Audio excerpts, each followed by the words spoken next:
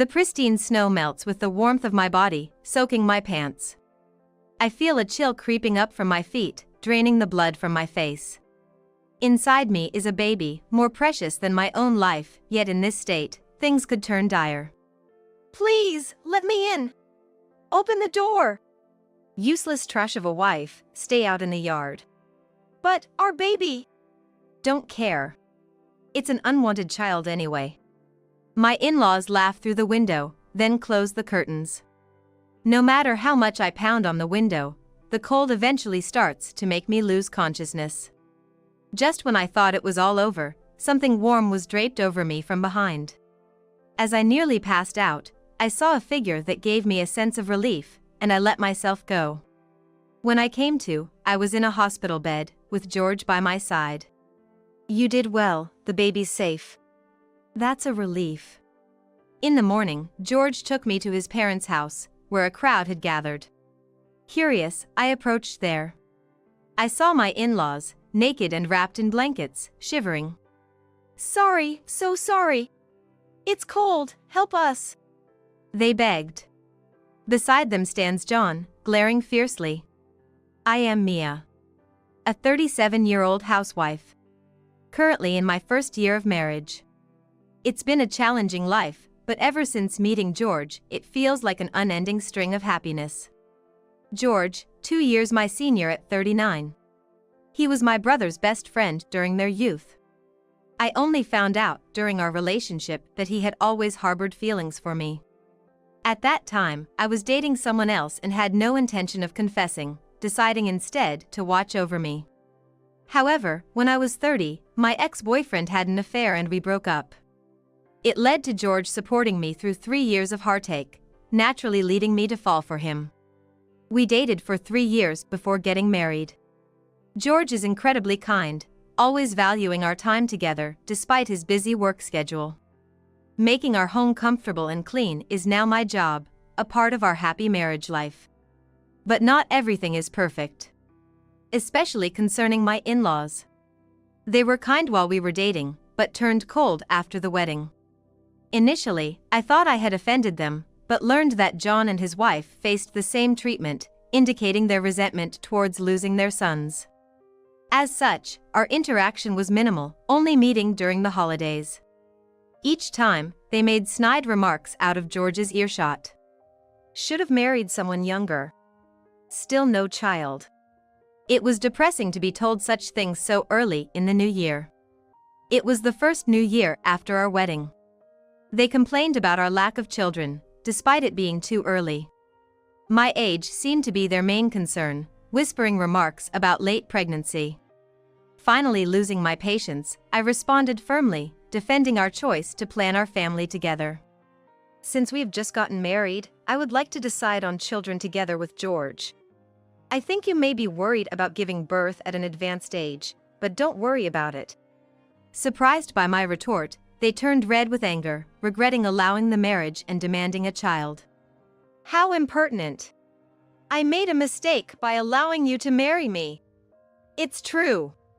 If John hadn't suddenly disappeared, I wouldn't have allowed you to marry my son. Now that you know, you should have a baby. My parents-in-law's angry voices echo in the living room. George, returning from the restroom, overheard and intervened. Dad, Mom. Are you going to do the same thing to us that you did to John? I came back at Mia's request because it's our first time getting married, but if you're going to do that, I will treat you in the same way as John. George, there's a bit of a misunderstanding, you know? My mother-in-law desperately tried to make excuses while clinging to him, but all of them were nothing, and the wrinkles between George's eyebrows became deeper and deeper. Let's go home, Mia. You don't have to come anymore. Hey, George! Ignoring my mother-in-law's screams, he took my hand and left their house. After leaving their house, George apologized in the car, but I reassured him it wasn't his fault. He then promised we wouldn't have to deal with them anymore. 2 months later, we were overjoyed to learn of my pregnancy. We didn't inform my in-laws, but one day, they suddenly called. So, you're pregnant? Huh? Where did you hear that? That doesn't matter. What's the gender? A boy? Though I already knew the baby was a boy, I had a bad feeling about telling her the truth, so I lied. It's a girl. A girl? Well, that's unfortunate. She can't be acknowledged as a grandchild then. Go to the hospital right away and get it fixed. I was shocked. Fix the gender? I had never heard of such a thing. To me, my child was precious, regardless of gender. What do you mean? Is the gender of the baby that important to you? Our family has no male heirs. If you don't give birth to a suitable heir, it will be a problem. We don't need more girls. I was taken aback. Were we some kind of ancient dynasty? I wanted to scream. Holding back my frustration, I stayed silent, only to hear my mother-in-law rant about how any grandchild other than a boy was useless and adding more girls was a waste. I gotta go. I'm meeting a friend for coffee. When that baby turns into a boy, make sure to let me know. She said that and hung up abruptly. Freed from her machine gun-like tirade, I finally relaxed. That night, I told George everything and made sure to tell others it's a girl, keeping it a secret from my in-laws. The following months were peaceful as I enjoyed my pregnancy and prepared for the birth. One day, a letter from my in-laws arrived. They wanted to apologize for their past harsh words and asked if we could visit them on New Year's Eve. George and I were hesitant, but since they went through the trouble of sending a letter, we decided to visit. Mia, I'm sorry for what I said last time. It was very rude of me. I also apologize for my behavior, driven by my desire for a grandchild. My mother-in-law apologized as soon as we met, and my father-in-law added. Seeing them apologize so earnestly made me feel a bit relieved. Maybe we could build a better relationship from now on. The day was filled with delicious food and lively conversation. Around 10 p.m., my mother-in-law suddenly asked George to run an errand. George, could you go to the convenience store and buy some eggs? Is it urgent? I need them for tomorrow morning. Mia, let's go. No, Mia should stay. You might have caught a cold. Wait here with us. My mother-in-law insisted with a smile. I was in a good mood, so I told him it's okay, and decided to wait with my parents-in-law. George left, looking worried. While waiting, my in-laws made some warm tea, and we had a peaceful time. Mia, look! It's snowing! Wow, that's true. My mother-in-law exclaimed excitedly. It was completely white outside. I was lured to the window by the beautiful snowy scene. Let's step outside for a bit. But it's cold. Oh, it'll be fine for just a moment. My father-in-law reassured me. I opened the sliding door and leaned out slightly. What? Suddenly, I felt a push on my back and stumbled out into the cold. At that moment, I lost my balance and fell to my knees. I turned around to see the door already closed, with my in-laws grinning wickedly behind the glass. The pristine snow began to melt with the warmth of my body, soaking my pants. I felt a chill creeping up, realizing the danger to my unborn baby.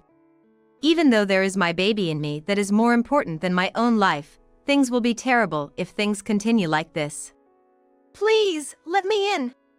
Open the door. Stay out in the yard, useless wife. But my baby.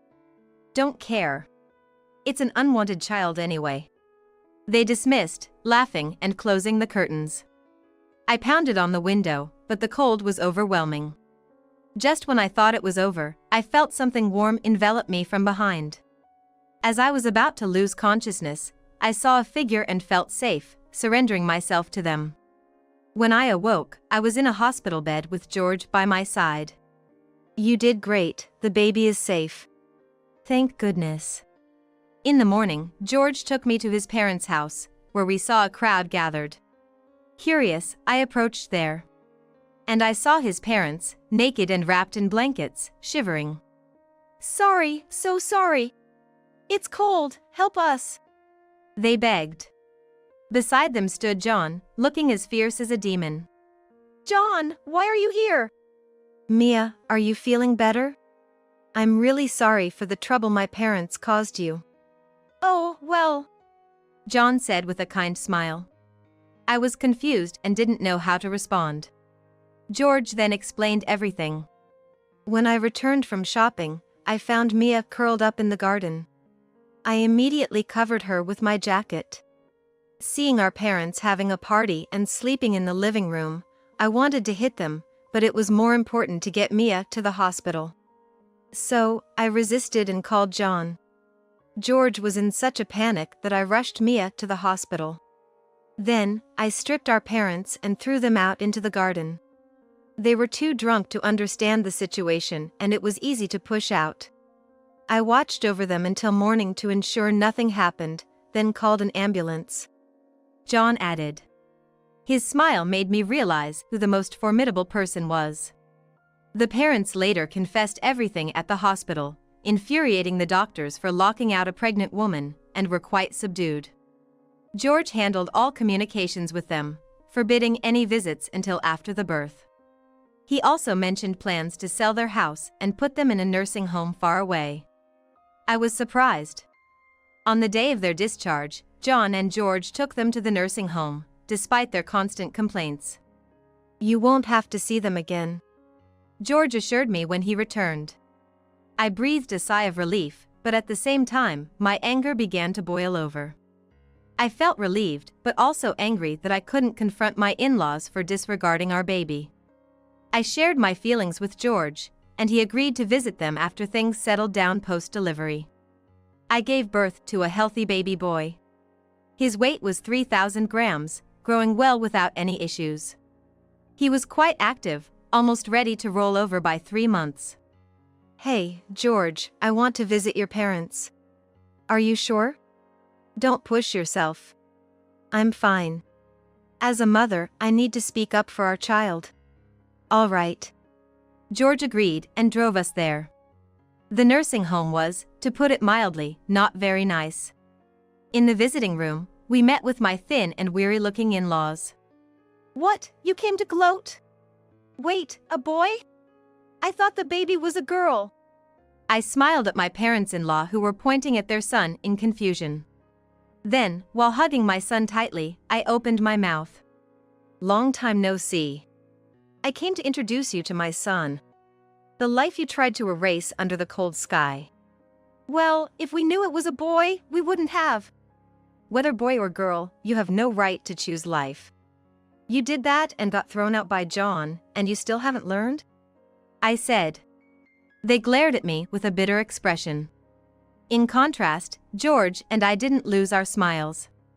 Anyway, this facility is awful. Yes. The food is terrible, and it's dirty.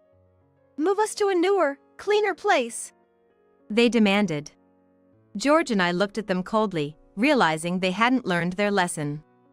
My mother-in-law, noticing our gaze, began yelling even more. If John hadn't disappeared suddenly, we never would have agreed to George marrying an older woman like you. That baby probably has some issues too.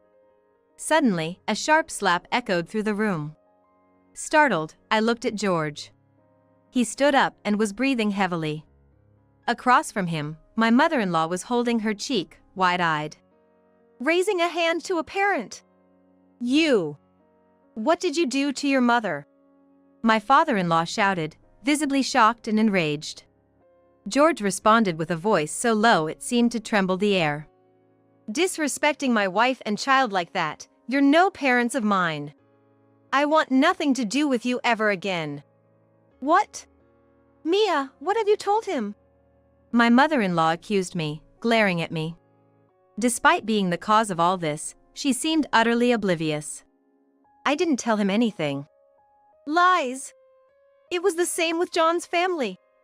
As soon as they got wives, our sons turned cold towards us. You must be conspiring, she claimed, deep in her delusions.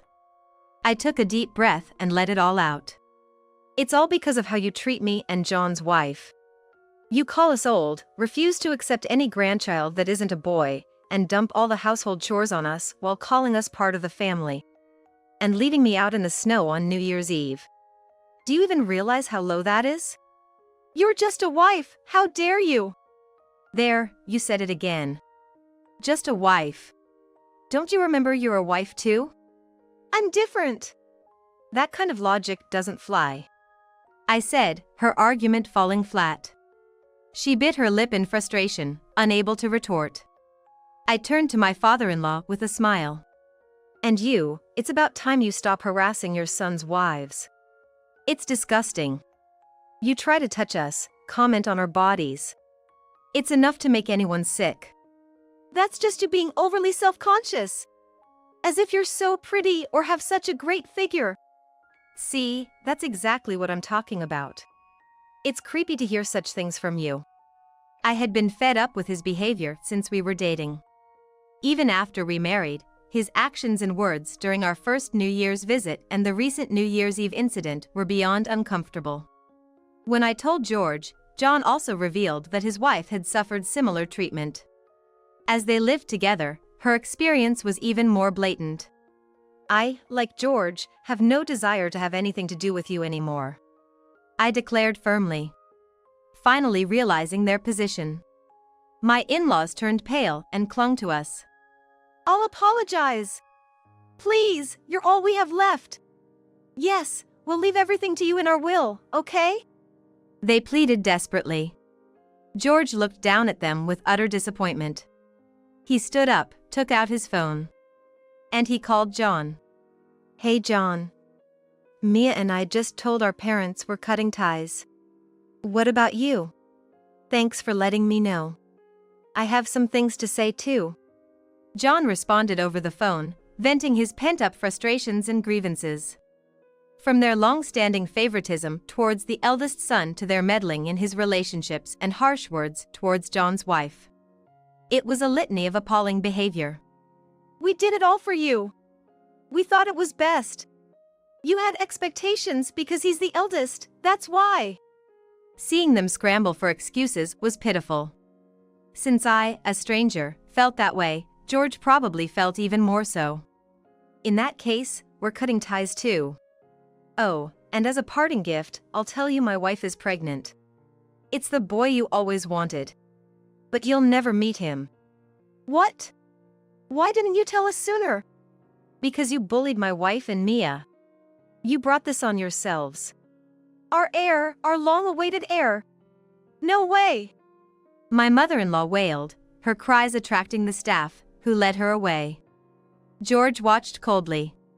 But you'll still see me, right? I'm your father after all. Huh? What are you talking about? Dad is the same way.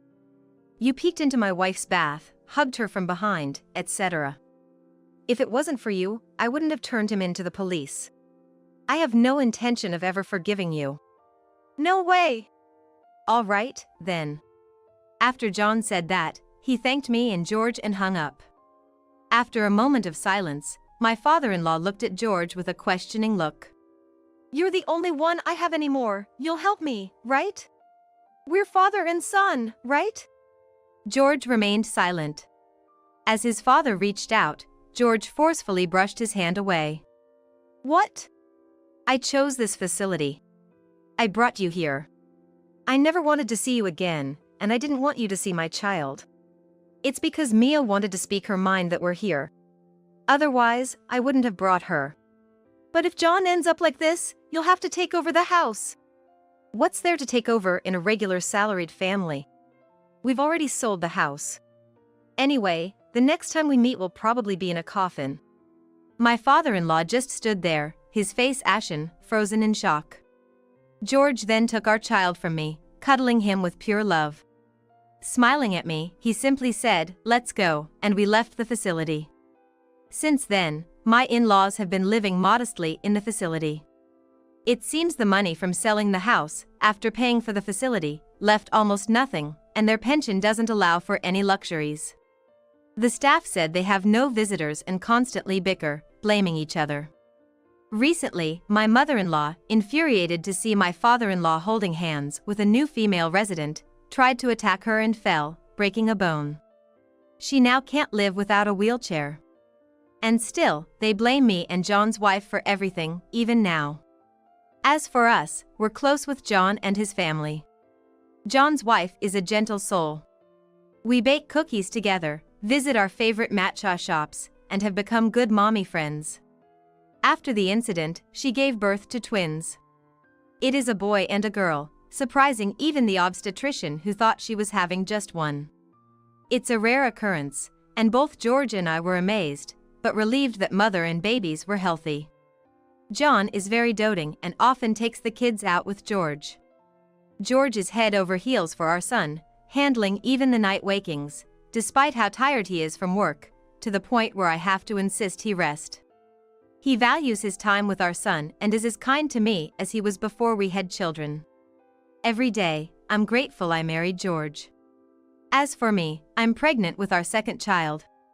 It seems a girl. Enjoying tea while knitting baby socks with John's wife is my current joy. Feeling my baby kick and gently caressing my belly, I cherish these moments. With 2 months to go before delivery, I'm focused on treasuring this happiness and looking forward to welcoming this new life into our harmonious family.